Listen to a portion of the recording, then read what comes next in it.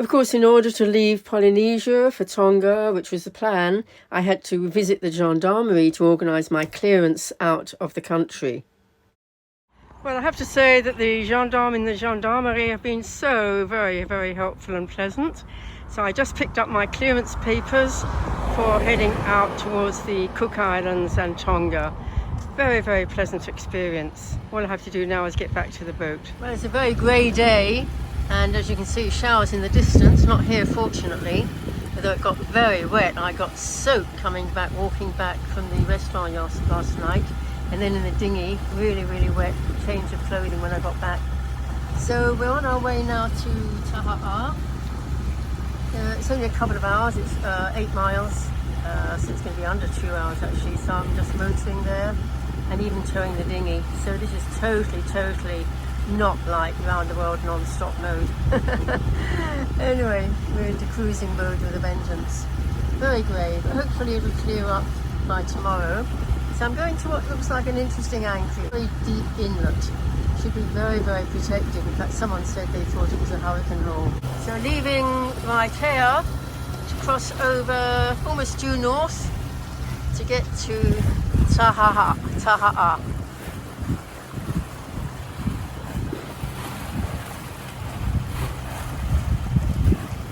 Bit of a wiggly course to get there because of the shallows that are in the way, taking up a good south of the channel that otherwise would be very wide. So we're having to be a little bit careful about the way we go, but it's no problem. And I do believe that as well as Bora Bora being seen in the distance there, in the further distance, I think we can see Maupiti. Maupiti is quite a popular place to go to, although the entrance through the reef is really nasty. It can be pretty. You have to be very, very careful to go at slack water. So those are the islands in the distance that I shan't be going to. And here's Taha'a. Still ahead. I've just stopped the engine. Suddenly saw the spout. He's crossing our path, so I hope we stop enough. There he is.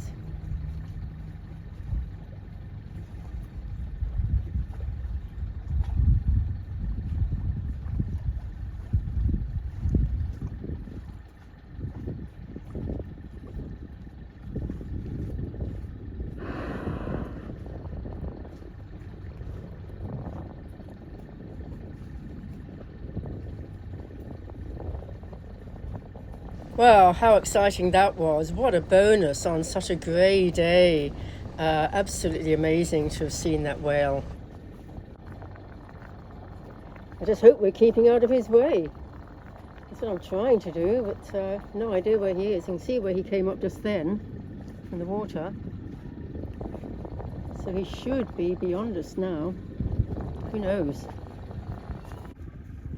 They can dive for quite a long time. It's quite deep water just here. You can see the cardinal there. We have to keep to the west of there to keep well away from the reef. You can just see the change of watercolour. I don't know where that whale has got to. He must have gone deep and just realised we were here and got out of our way. Pity. But still, that was pretty exciting to see them coming up like that and blowing. I think we better get underway. You see very clearly the shallows there that we've had to go around. Absolutely no mistaking where it is, with the colour of the water changing so significantly. And it's still raining there in right there behind us, off the starboard.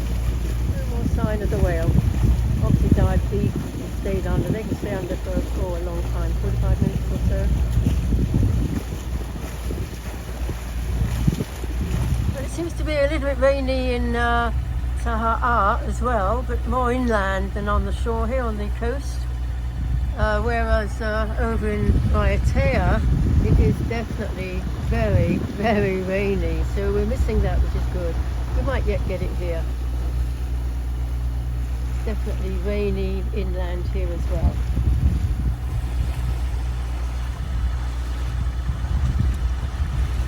It's actually quite good sometimes to have fresh water washing the boat down. It gets very salty otherwise. So washing it down with some fresh water, a bit of rain is not a bad idea.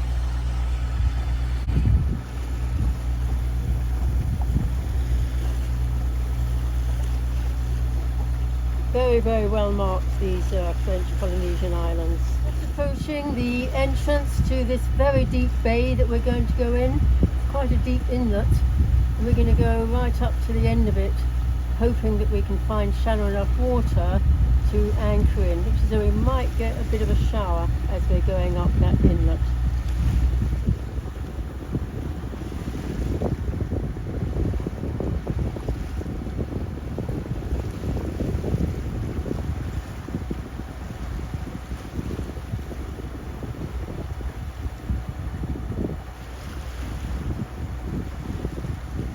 The markers, as usual, telling us where to keep clear of the shallows.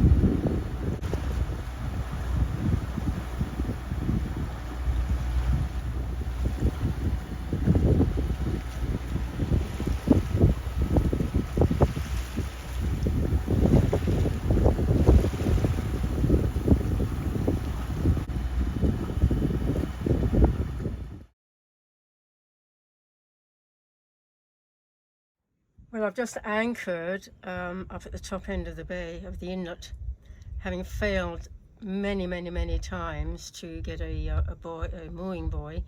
I thought they were going to be pick-up, but they were way too heavy, and I couldn't. I think there was a loop down below them, but I couldn't get that. In fact, I lost one boat hook. It's a good thing I've got a spare. So there's the top end of the bay, the entrance to the inlet. We're looking at the far end of the inlet now, just after sunset, and a bit of a nightmare, to be honest, because my gypsy should have free run to let the anchor go down. The down switch, the down button, was not working, and the anchor chain would not run freely under gravity as I expected it to. So I ended up, I mean, some of it went down, but not much, and then I ended up pulling by hand, because the gypsy would rotate, fortunately, a little bit, so pulling by hand, foot by foot, the chain as much as I could. And then I tried the down switch again. At one point it did work for a moment, let down some chain, and then I stopped it.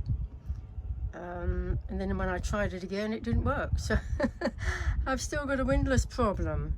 The up button seems to be working, thank God.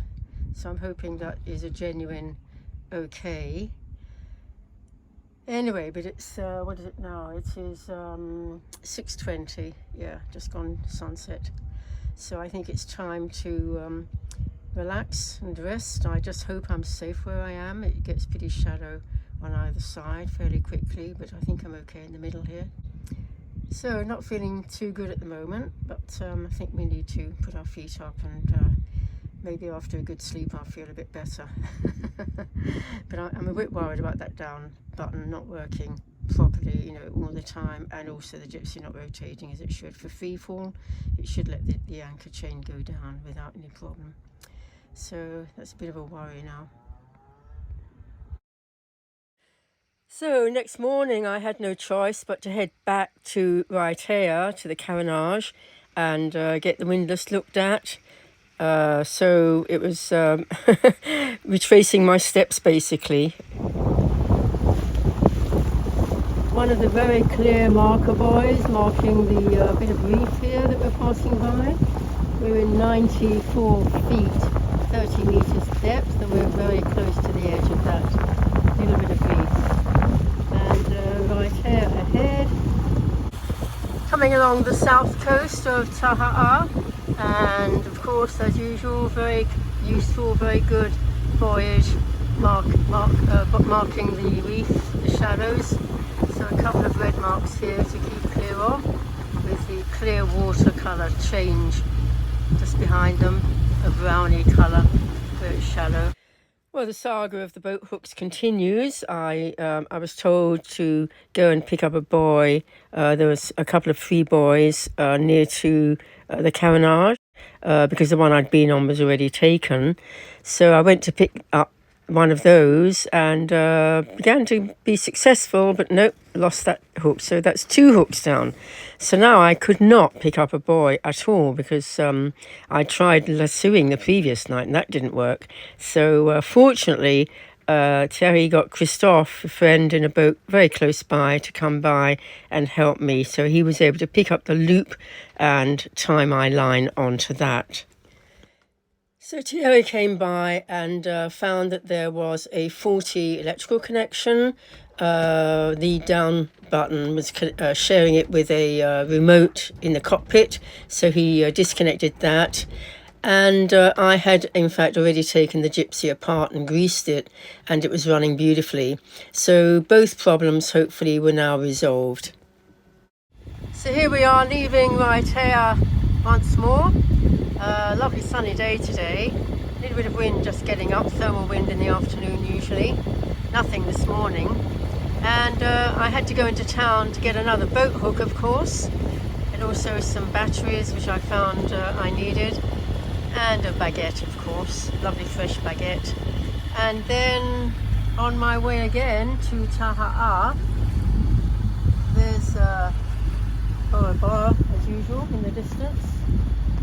The peak thoroughly clear today with not much cloud, and then over to Taha'a now to hopefully be able to pick up a buoy with my new hook. We'll see how that goes in a bay opposite the Coral Gardens, which is supposed to be a really good snorkelling spot. So underway again, and hope that everything now is ready for me to one last trip to Taha'a, and then it's over to Tonga. Another view of leaving Raiatea, this time looking down the east side, and then over to Haneme in the distance there, very, very clear. There we go, there's Haneme. What a lovely island that was as well. 2 very nice islands actually, Raiatea and Haneme. Definitely worth putting on your list if you're coming this way. And there we go, there's Taha'a. And the usual line of surf on the reef in the distance, along with the roar, the sound of the surf, unmistakable. Well, this is a much pleasanter day to go over to Taha'a than the other day, which was all rainy and grey and miserable. So very pleasant. Keeping an eye out for whales, of course. Having seen the one the other day, you never know your luck. I might see another one, so I'm keeping my eye out for that. Ahead is a very big bay on Taha'a, very deep. But we're not going in there, in fact. We're going around the west side to get to the bay opposite the snorkelling spot, Coral Garden. So here's our route along Taha'a. We're coming up from the south, and then we're turning off to port to go around the west side and into a bay up at the top on the halfway up on the west side. A nice view ahead, looking down into that deep bay on Taha'a. A lot of boats over there, all happily moored up, probably on mooring buoys. I noticed later there was a restaurant on shore there, and most of those yachts were probably charter boats, and the restaurant would have been a big attraction. Taha'a does have some mountains, but not quite as high as Raiatea. Passing by a green marker there, we were in 90 feet of water, or 60 feet now actually, but very close to it. And the reef behind, of course, and the waves, the surf crashing on it. Swell, as always. A very pleasant backdrop of green, lush green hills and mountains behind the coastal road on Taha'a as we came up the west side. And then past this red buoy very close to, but it's such a steep drop off that we could be this close to the buoy and still be perfectly fine. Looking back at Raiatea, and here we actually are passing the reef pass. Now this pass is supposedly not very good in strong southerly conditions, and in fact the wind is slightly from the southwest at the moment, so I shall be looking in a day or two when I want to leave here. I shall be looking for the conditions. There's some pretty strong swell out there that I'm seeing, and this is actually where the pass is.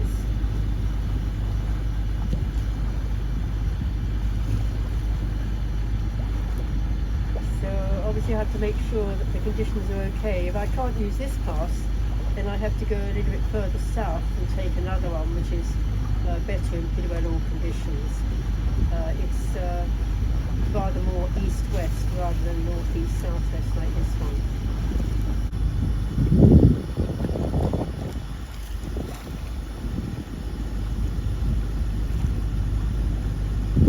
Pretty strong swell out there.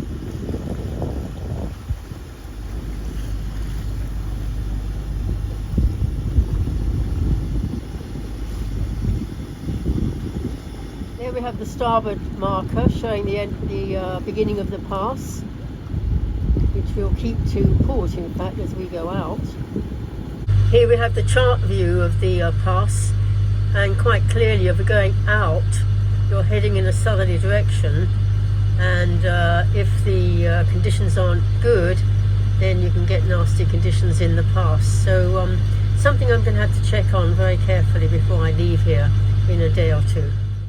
So here we are looking straight down into the pass, looking south as we pass by, and on either side clearly big surf breaks, something that you obviously have to keep well clear of, and presumably the reason for the bad conditions in southerly weather.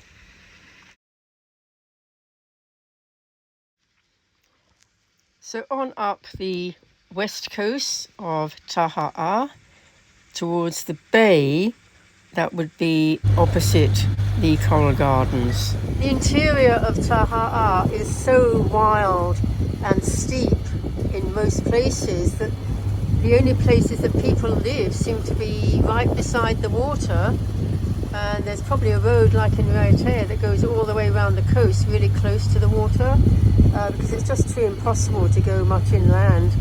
It's just too steep and rough. Bora Bora was always so distinctive in the distance on this side of Taha'a. Well, here we can see the three motus, kind of little islands if you like, between which is the Coral Gardens drift snorkel. The plan is to anchor the boat nearby, take the dinghy over to the end of it's an east-going current, so you go to the west end, walk across the motu to get to the beginning of it, having left the dinghy at the other end, and walk and then drift to the dinghy where you've left it at the end of the channel between the southernmost two islands.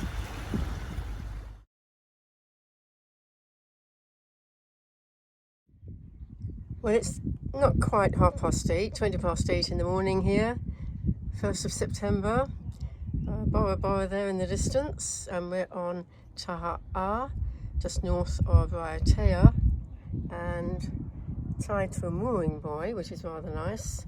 All of 4 knots of wind from the southwest at the moment, but that will change. And inshore here we actually have a pearl farm. They came by yesterday evening to see whether we wanted to go visit, but I did a really good pearl farm in Australia when I was there, near Broome, so I don't think I'm going to go looking at any more pearl farms. But they are actually here. That's what those marks are in the water, I would imagine, marking where they are down below. So we are now getting just about to release the mooring line and get going over to the Coral Gardens for a snorkel.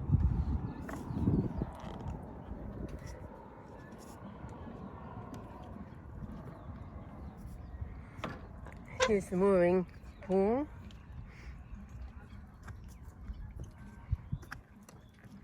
And I'm just going to release my lines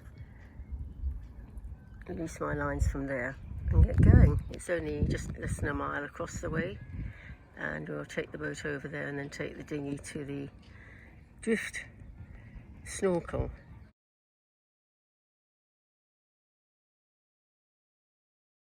And it's a beautiful morning, really lovely.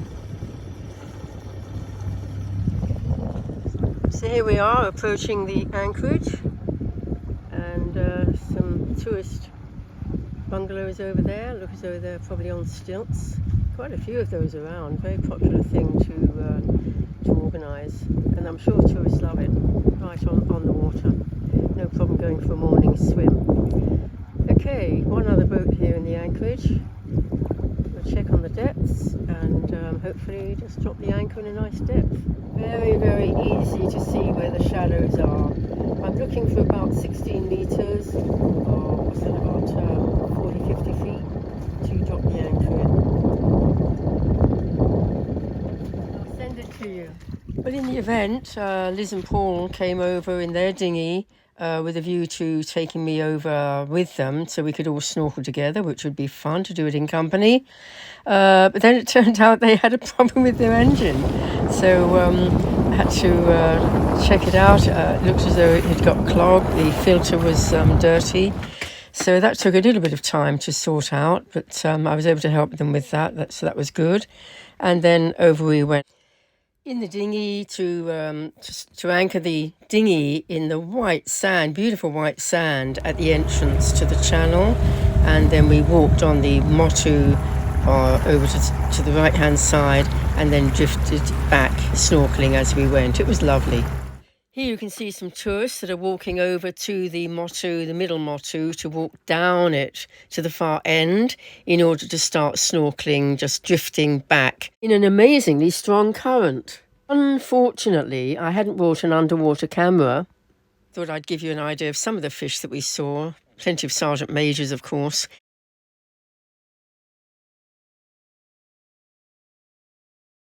Plenty of fish and also some giant clams, which were still alive, and the odd sea slug.